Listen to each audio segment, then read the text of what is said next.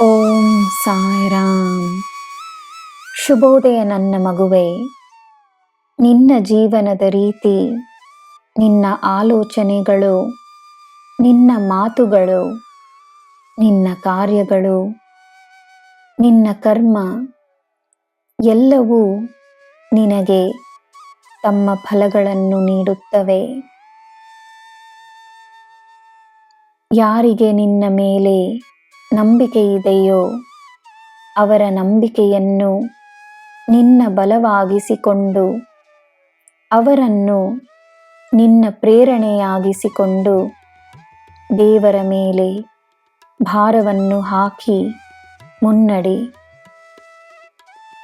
ನಂಬಿಕೆ ಬಹಳ ಶಕ್ತಿಯುಳ್ಳ ಭಾವನೆ. ನಿನಗೆ ಉತ್ತಮ ಫಲವನ್ನು ನೀಡುತ್ತದೆ.